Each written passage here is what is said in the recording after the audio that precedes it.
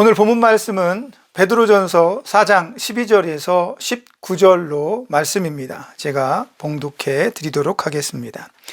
사랑하는 자들아, 너희를 연단하려고 오는 불시험을 이상한 일 당하는 것 같이 이상히 여기지 말고 오히려 너희가 그리스도의 고난에 참여하는 것으로 즐거워하라.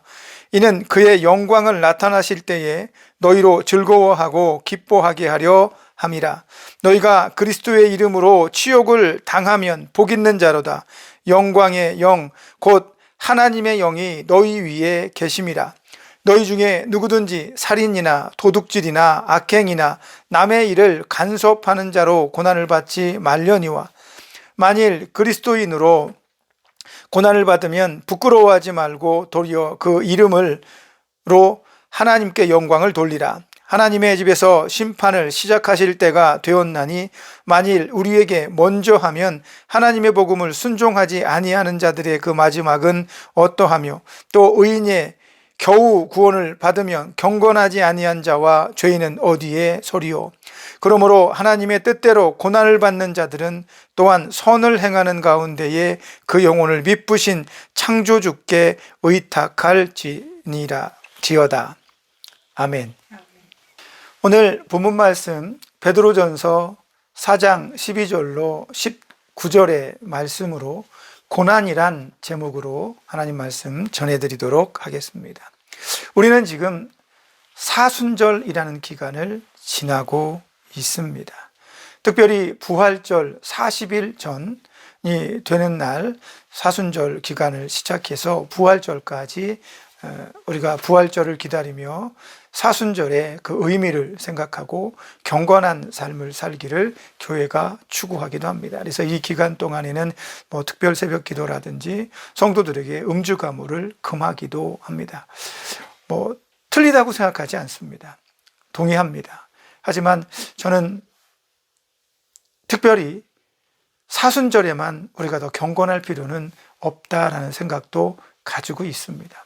왜냐하면 사순절 기간이 끝나면 덜 경건해도 된다라는 의미는 아니기 때문이라고 그렇게 생각을 합니다. 그래서 하나님 앞에서는 하나님의 백성은 언제나 한결같이 경건하고 하나님 앞에 구별되는 삶을 사는 것이 필요하다라는 생각을 가지고 있다는 거죠. 오늘 본문의 말씀을 통해서 보면 하나님께서 이 땅을 살아가는 수많은 그리스도인들에게 삶을 살아가는 동안에 힘겹고 어려운 일을 만날 수 있게 하실 수 있다라는 그런 측면에서의 이야기, 그런 고통과 아픔들, 우리는 흔히 그런 것들을 고난이라고 부르기도 합니다. 그런데 이 고난은 우리가 잘 알고 있는 것처럼 내가 원하지 않는 순간에 우리에게 찾아온다는 거죠. 근데 오늘 본문의 말씀에서는 우리가 일반적으로 느끼고 있는 고난의 의미와는 조금 다른 그리스도인의 고난이다라고 하는 측면에서 베드로는 이야기를 하고 있습니다. 아니, 고난이면 다 같은 고난이지 다른 고난이 있습니까? 이 고난은 더 힘들고 저 고난은 좀 덜 힘들까요? 인생을 살아가면서 갑자기 만나는 어려움들, 고통들, 아픔들, 괴로움들, 이런 것들은 모두 다 똑같은 고난이라고 불러야 되는 것 아니겠습니까? 하지만 적어도 제 생각에는 그리스도인들에게는 일반화해서 모든 것이 같은 고통이며 같은 아픔이며 같은 두려움일지 모르지만 그것을 대처하는 방법은 대단히 다를 수 있기 때문에 구별해야 된다라고 생각을 합니다. 근데 하나님께서 우리를 사랑하시면 고난이 없으면 좋겠는데 우리는 고난이 있는 삶을 걷게 되지요. 그래서 루터는 교회란 무엇입니까? 라는 질문에 이런 대답을 했습니다. 복음을 인하여 핍박당하고 순교하는 자들, 바로 그런 사람들의 모임이 교회입니다 라고 루터는 고백을 했습니다. 다시 말하면 예수 그리스도의 복음 때문에 이 땅에서 당연히 고통을 당할 수밖에 없는 사람들이 그리스도인이다라고 이야기를 하고 있는 거죠. 고난이란 얘기, 사실은 달가운 손님은 아닙니다. 너무 괴롭죠. 고통스럽습니다. 저는 언젠가 지난주에도 말씀을 드렸던 것 같은데 15년 전에 암투병을 했습니다. 저에게는 고통이며 아픔이며 고난이라고 생각될 여지도 있을 것입니다. 그런데 가만히 생각해 보면 그 고난은 엄격하게 따지면 하나님께서 주셨습니다 라고 말할 수도 있을 겁니다. 그러나 가만히 생각해 보면 의사의 말에 의하면 암에 걸릴 수 있는 생활 형태가 있군요. 과식을 하고 또 빨리 먹고 늦게 자고 여러 가지 이런 콜라를 굉장히 좋아하시는군요. 여러 가지 이런 이유들 때문에 제가 암에 걸릴 수 있는 이런 환경에 노출되지 않았나 이런 생각도 해봅니다. 그래서 일반적으로 인생을 살아가면서 겪는 수많은 고통과 아픔들 가운데에서는 알게 모르게 그 원인 제공자가 내가 될 수도 있고 내가 결정한 어떤 선택 때문일 수도 있고 내가 만나는 어떤 사람들 때문에 그런 고통과 아픔이 찾아올 수도 있다는 겁니다. 넓은 부분에서는 하나님께서 이런 사람 저런 사람 이런 환경 저런 환경을 통해서 그런 질병과 아픔과 고통을 주셨을 수도 있지만 어떤 측면에서 보면 그런 고통과 아픔, 고난의 일반적인 차원에서는 나에게서부터 기인하는 원인도 있을 수 있다는 거죠. 그런데 오늘 본문의 말씀에서는 그것과는 전혀 다른 고난에 대해서 이야기를 하고 있다는 것입니다. 베드로는 그리스도인의 고난은 세상 사람들이 당하는 고난과는 다르다라고 말합니다. 그러면 도대체 그리스도인의 고난은 무엇입니까? 우리도 고통스럽고 우리도 어려워하며 우리도 힘겨워합니다. 그러나 그 어렵고 힘겹고 고통스러움의 그 과정들 속에서 우리는 그것을 어떻게 대할 것이냐라는 차원에서는 분명히 다른 기준을 가지고 있다는 거죠. 루터가 말했던 것처럼 교회는 고난을 당연히 받아야 할 것처럼 받아들이고 어쩌면 고난이 없으면 교회가 아닌 것처럼 이야기하는 경우도 있는 거죠. 오늘 베드로는 그러한 부분에 대해서 이런 설명을 12절에서 하고 있습니다. 그리스도인에게는 하나님께서 주시는 불시험이 있다라는 얘기를 합니다. 이게 바로 그리스도인의 고난입니다. 불시험, 대단히 무서운 일입니다. 그런데 하나님은 그 두렵고 떨리는 무서운 불로 우리를 시험하시고 연단하시겠다라고 말씀을 하고 있는 것입니다. 그래서 오늘 베드로의 이야기를 가만히 들어보면 하나님께서 우리에게 어떠한 시험을 주는데 그 시험은 세상에서 당하는 것과는 전혀 다르다라는 거죠. 홍예로 저는 신학교에 다니면서 많은 사람들을 만났습니다. 그 가운데에서도 우리 나같이 젊은 사람들과 함께 나이가 지긋하신 어른들께서 신학을 공부하시고 신학을 공부하시면서 늦게나마 이렇게 자신이 주의 종의 길을 걷게 된 그 소회들을 간증과 이야기를 통해 하실 때마다 고개를 끄덕였습니다. 하는 일마다 되지 않고 실패를 해서 나락으로 떨어뜨린 다음에 내가 어쩔 수 없이 이 길을 주의 종의 길을 걷게 하셨습니다라고 고백하는데 정말 그들의 그 고백 속에는 진실함이 묻어납니다. 저는 고개를 끄덕이면서도 한편으로 이런 생각을 했습니다. 하는 것마다 성공했으면 주의 길을 계속 안 가셨을 수도 있겠네. 그럴 수도 있겠구나. 내가 하는 모든 일들이 잘 되면 나는 이 길로 안 왔을 수도 있겠구나. 이런 생각도 했습니다. 그렇다면 정말로 그것이 하나님께서 나에게 주신 고난일까? 물론 요나처럼 하나님께서 주신 사명을 감당시키기 위해서 이렇게 저렇게 이리 끌고 저리 끌고 끝내는 하나님께서 그 일을 감당하게 하시는 경우도 종종 있습니다. 그러나 많은 경우에 있어서 내 선택과 내 욕심과 내 추구의 방향성과 내가 만나고 내가 신뢰했던 사람들에 의해서 벌어지는 모든 일조차도 우리는 고난으로 바라볼 수 있느냐라는 겁니다. 그래서 이것은 기고 이것은 아니다라고 말하는 것은 굉장히 어렵습니다. 그것을 구분해내는 것은 굉장히 어렵습니다. 그러나 오늘 베드로는 그러한 부분에서 명확한 한 가지 사실을 우리에게 일러주고 있습니다. 그것이 바로 하나님께서 그리스도인에게 주는 불시험입니다. 그런데 이 불시험은 그리스도 예수의 이름이 없으면 안 된다라고 베드로는 이야기를 하고 있는 것입니다. 무엇이 우리를 삶에서 힘들게 하는 것일까요? 무엇이 우리를 괴롭게 하는 것일까요? 다윗은 하나님의 말씀대로 신실하게 살았습니다. 모든 사람들에게 칭송받고 모든 사람들에게 존경을 받았습니다.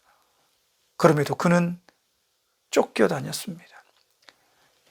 밤에 두 발 뻗고 편안하게 잔 날이 없습니다. 도망자의 삶에서 그는 지겹고 지겹도록 원수들을 향해서 저주를 퍼붓고 욕을 해대기도 했습니다. 엘리야는 그렇게 최선을 다했음에도 불구하고 이스라엘 백성들이 무너지지 않고 더욱더 자기를 죽이려고 하는 모습에 절망하고 로뎀나무에 들어가서 하나님, 이제 나 좀 그만 괴롭히십시오. 나는 더 이상 할 수 있는 일이 없습니다. 차라리 나를 죽여주십시오라고 투정을 부리기도 했습니다.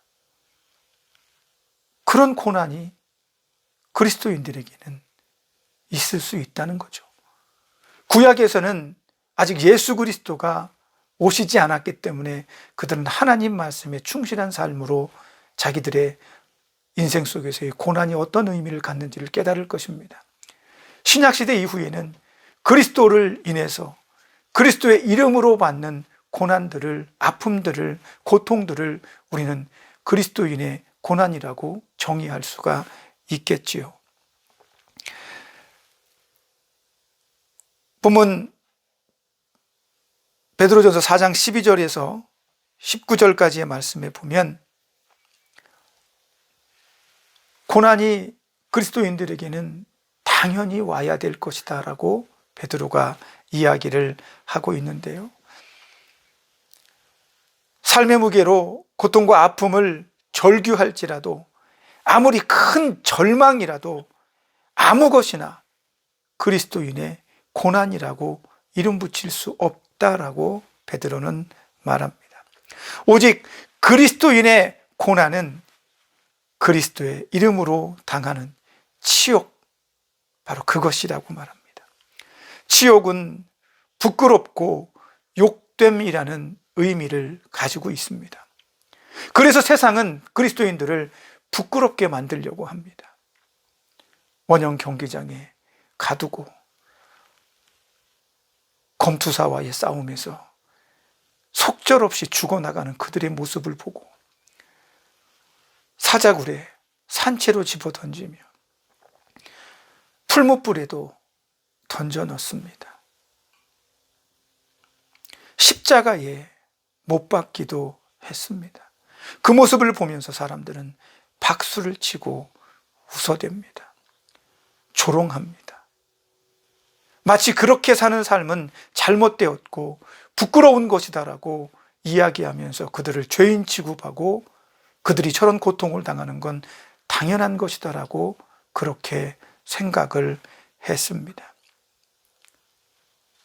그들은 웃었지만 우리는 그것을 순교라고 부릅니다. 베드로는 이런 불합리한 상황 속에서 예수 그리스도로 인해서 받는 고통과 아픔을 내가 당하면 오히려 그때에 기뻐하라고 오늘 본문 말씀에서 가르쳐주고 있습니다. 가능한 일입니까? 쉬운 일입니까? 절대로 그렇지 않죠. 고통과 아픔 속에서 그 두려움 속에서 내가 기뻐할 수 있다니요.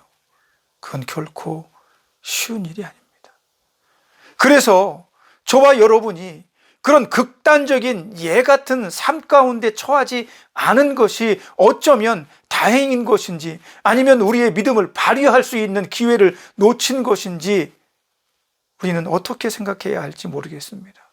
그런 어떤 면에서 베드로의 이야기처럼 그리스도인으로서 그리스도로 인해서 받는 고난이 당연한 것이라면 어쩌면 우리도 그런 상황 가운데 처하면 그런 선택을 해야만 하지 않겠느냐라는 질문을 받게 되는 겁니다. 그런 순간은 예정되고 준비되어서 만날 수 있는 것이 아닙니다. 어느 순간 갑자기 찾아오는 것입니다. 그 갑자기 찾아오는 그 고난의 시간에 우리가 그 고난을 맞이할 준비가 되었느냐라는 문제는 오늘 내 삶을 어떻게 살아가고 있는지를 살펴보아야 알 수 있다는 것입니다. 여러분은 그리스도의 고난이 무엇이라고 생각하십니까? 여러분의 삶에서 과연 그리스도인의 고난이 있습니까? 예수님 때문에 여러분은 고난을 당하고 있으며 예수님 때문에 여러분은 부끄러움을 당하고 있습니까? 이런 일들은 복음을 전하면서 불신의 가정에 시집가서 결혼해서 온갖 핍박과 서러움을 당하면서 가족들의 구원을 위해 기도하며 눈물의 밤을 지새우던 그런 나날들 속에서 그것을 참고 인내하는 것. 선교의 현장에 가서 아무도 달가워하지 않는데 그들에게 복음을 전하면서 밑바닥에서 그들과 함께 삶을 일구어 나가는 것. 그러면서도 손가락질 받고 그러면서도 부당한 대우를 받을 때 우리는 그 고난을 정말 받을 수 있는 그런 실력과 능력이 있느냐, 아니 지금 그것을 배양해 가고 있느냐, 키워가고 있느냐라는 질문을 여러분 스스로에게 해봐야 할 것 같습니다. 베드로는 15절과 16절에서 이런 이야기를 합니다. 구체적인 예를 들어주는 거예요. 그리스도인의 고난이 무엇인지. 15절에서 16절에는 이런 얘기가 나와요. 너희 중에 누구든지 살인이나 도둑질이나 악행이나 남의 일을 간섭하는 자로 고난을 받지 말려니와, 이런 얘기를 합니다. 이게 무슨 얘기냐면 네가 인생을 살아가면서 어떤 고통과 아픔을 당하는데 그 이유가 어떤 사람이 살인하는데 그 일에 동참한다든지 누군가가 도둑질을 하는데 같이 그 일에 참여한다든지 그 사람이 악한 일이나 악한 말을 하는데 맞장구를 치면서 함께 그 일에 연루되어서 그것으로 인해서 오는 심판, 결과, 이런 것들로 인해서 당하는 고통과 고난은 그건 고난이 아니다라고 이야기를 하는 겁니다. 그건 결과죠. 악행에 대한 결과고 내가 선택한 어떤 일들에 대한 결과인 것입니다. 그리스도인의 고난은 그런 것이 아닙니다. 내가 내 삶을 영화롭게 하고 내 삶을 좋게 더 나은 모습으로 추구하기 위해서 진행하다가 나오는 어떤 일련의 일들은 오롯이 그것이 그리스도인의 고난이라 보기에는 어렵다라고 이야기를 하고 있는 거죠. 그러면 무엇이 그리스도인의 고난입니까? 16절에 나옵니다. 만일 그리스도인으로 고난을 받으면 부끄러워하지 말고 도리어 그 이름으로 하나님께 영광을 돌리라. 그 이름이 뭡니까? 그리스도인의 이름으로, 예수 그리스도의 이름으로 하나님께 영광을 돌리라는 겁니다. 다시 말하면 내가 이 세상을 살아가면서 쟤는 교회 다니면서 자기만 의롭고 자기만 깨끗하고 자기만 바른 사람인 것처럼 행동해. 재수 없어. 아무것도 아니지만 사실 그러한 것들이 그리스도인으로 인해서 오는 고난이 될 수 있습니다. 따돌림을 당하고 업신여김을 당하고 내가 하는 일들을 회방을 합니다. 그럼에도 불구하고 우리는 그를 향해 기뻐함으로 복음을 제시하고 사랑을 베풀어주고 끌어안고 그를 위해 울어줄 수 있는 사람이 된다면 그것이 바로 그리스도인의 고난을 받는 사람의 자세가 되는 것입니다. 결코 쉽지 않을 것입니다. 그리스도인이 그리스도인의 모습으로 살아가는데 왜 핍박을 받아야 하며 왜 그것으로 고난을 받아야 하겠습니까? 그것은 예수님 말씀처럼 예수님께서 세상에 빛으로 오셨는데 어둠은 그 빛이 어둠 속에서 밝히는 것을 원하지 않는다는 겁니다. 사람들은 조금의 양심에 어긋나는 일들, 조금의 법 규칙에 어긋나는 일들은 그냥 어겨도 된다고, 모르고 그랬어, 이 정도는 괜찮아, 이렇게 말할 수도 있을 것입니다. 그런 사회 속에서 아닙니다. 그건 아닙니다. 그래도 지켜야 되고, 그래도 해야 되고, 그래도 옳은 것은 이것입니다라고 그들 가운데 밝은 소리와 밝은 빛을 비추려 한다면 그들로부터 외면당하고 그들로부터 따돌림을 당하는 건 당연한 결과라고 생각합니다. 개척을 하고 수많은 시간을 기도하며 복음을 전했습니다. 전도지를 가지고 나가서 아침에 일찍 나가서 저녁에 늦은 시간까지 그렇게 길거리에서 사람들에게 전도지를 나눠주고 복음에 대해서 설명했습니다. 어떤 사람들은 기꺼이 들었지만 어떤 사람들은 신경질적이었고 어떤 사람들은 물을 대야에 퍼서 견지는 사람도 있었습니다. 아무 이유가 없습니다. 우리가 그리스도의 복음을 전한다는 이유로. 물론 귀찮겠죠. 자기는 불교인데 왜 우리 집에 자꾸 오느냐라고 짜증을 부릴 만도 합니다. 그러나 우리는 복음을 전하는 자로서의 삶을 그렇게 살아내고 있는데 세상은 우리에게 그것이 옳은 것이 아니다, 너희가 틀렸다 라고 주장하는 거죠. 그러면서 우리를, 그리스도의 복음을 전하는 자들을 핍박합니다. 물론 선하게 사는 것도 복음을 전하는 한 방법일 겁니다.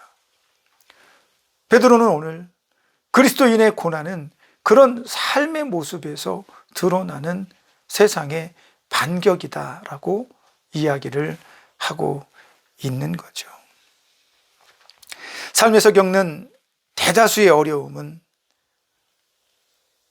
나 아니면 타인의 잘못으로 우리에게 오는 것이 많습니다. 그러나 그리스도인의 고난은 하나님께서 주시는 겁니다.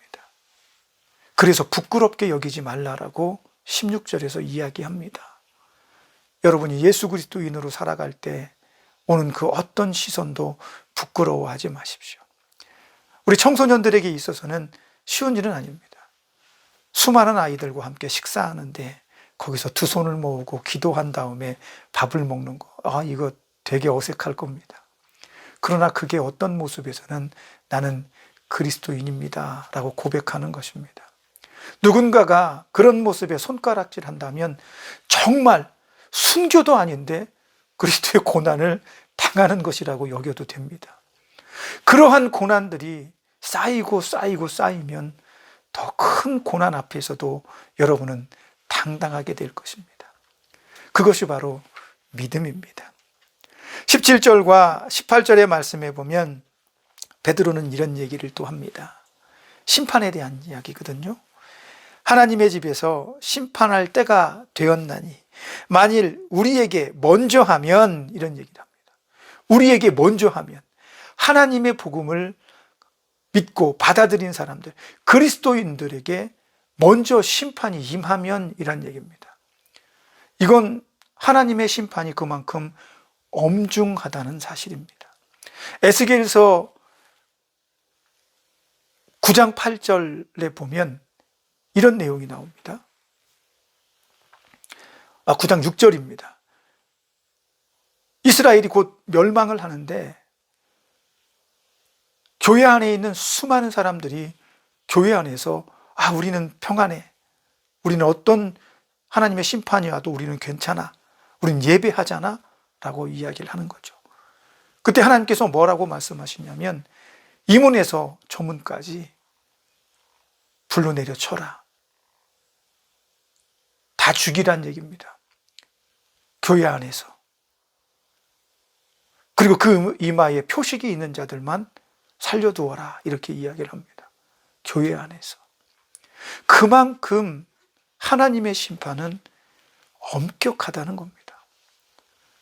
내가 예수 그리스도를 믿고 교회에서 신앙생활을 하더라도 면죄부가 되는 게 아니라 그 이름으로 신앙생활하는 모든 삶을 심판받게 되는 거예요. 그래서 오늘 베드로의 얘기를 들어보면 굉장히 어렵습니다. 의인이 겨우 구원을 받으면 도대체 의인이 아닌 자들은 어떻겠느냐라고 말하기까지 합니다. 그러면서 이 본문의 말씀에서 쉬운 성경은 이런 얘기를 합니다. 하나님의 복음을 순종하지 않는 자들. 18절에 경건하지 아니한 자와 죄인은 어디에 서겠습니까? 이런 얘기를 합니다. 경건하지 않은 자와 죄인. 이걸 쉬운 성경에서는 뭘로 표현을 하냐면 악한 자들과 죄인이다 이렇게 표현합니다. 그럼 악한 자는 뭐고 죄인은 뭡니까? 근데 저는 이것을 이렇게 보고 싶습니다.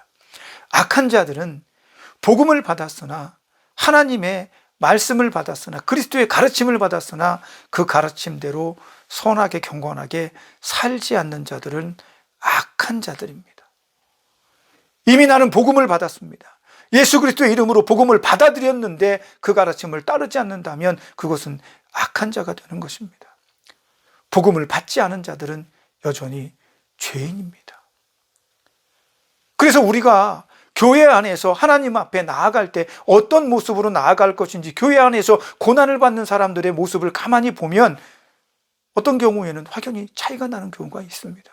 물론 결과론적으로 보면 어떤 사람은 고난 속에서 교회를 뛰쳐나가는 사람도 있고 신앙을 뛰쳐나가는 사람도 있고 계속해서 그곳에서 자기의 믿음대로 기도하는 사람도 있을 수 있다는 거죠.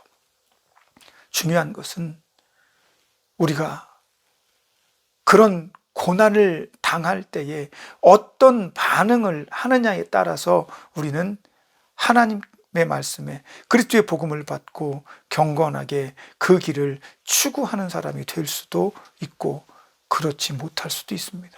그러나 엄격하게 말하면 하나님의 고난은 누군가를 그 길에서 떨쳐내거나 털어버리기 위해서 주는 시험은 절대 아닙니다.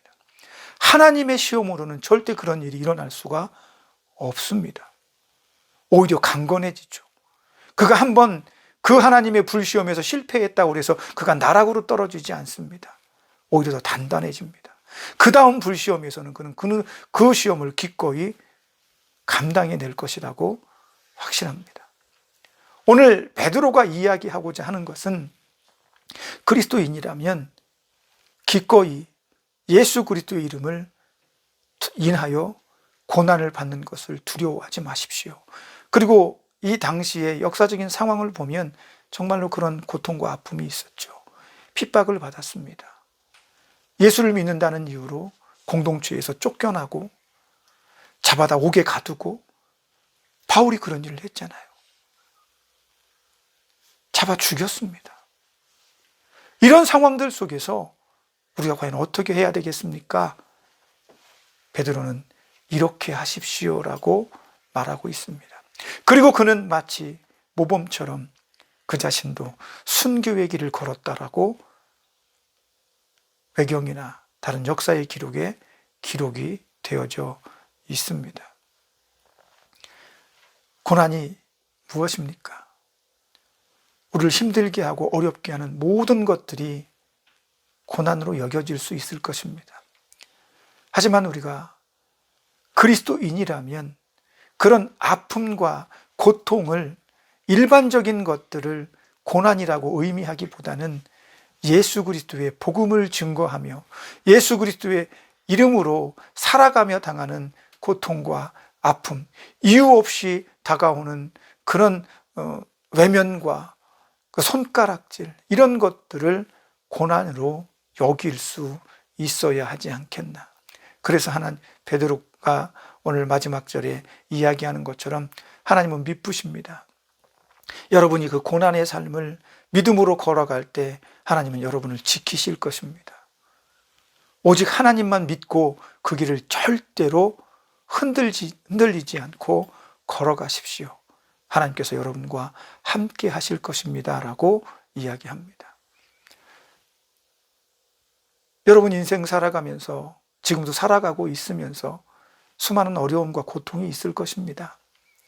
하지만 그런 고통들이 불시험인지 아니면 나의 욕심 때문에 생겨난 일인지 나의 실수 때문에 생겨난 일인지 구분하십시오. 지혜롭게 대처하십시오.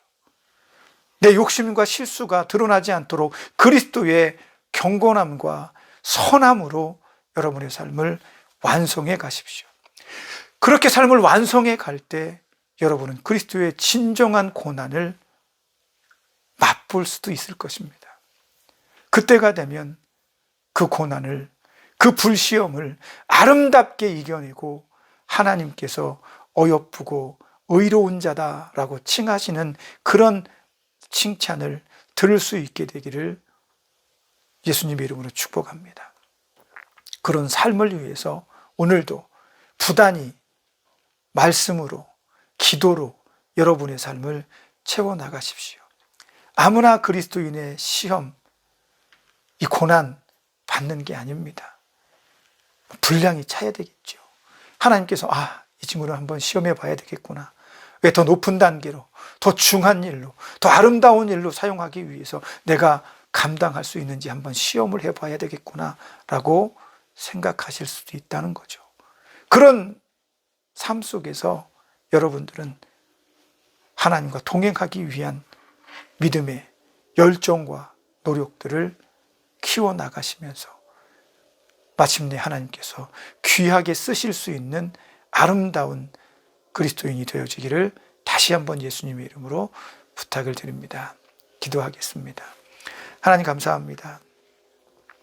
이 한 주 혹시 찾아올지도 모르는 그리스도의 고난을 대비하는 믿음의 사람이 되게 하여 주옵소서. 지혜롭게 하셔서 예수 그리스도로 인해서 받는 고난이 내게 왔을 때에는 기뻐하게 하시고 감사하게 하시고 오히려 하나님께 영광을 돌리는 자로 살 수 있는 담력 있는 믿음을 가진 자들로 세워 주옵소서. 그러기 위해 말씀을 떠나지 않게 하시며 기도하는 것을 멈추지 않게 하시며 어떤 생각과 어떤 말과 어떤 행동을 할 때에 그리스도의 가르침에 비추어 보는 지혜로운 자들 되게 하여 주옵소서. 이 한 주간도 하나님께서 동행하시며 미쁘시게 우리를 지키시는 그 지키심으로 행복하고 감사한 시간들, 승리하는 시간들 살게 하여 주옵소서. 예수님의 이름으로 기도합니다. 아멘.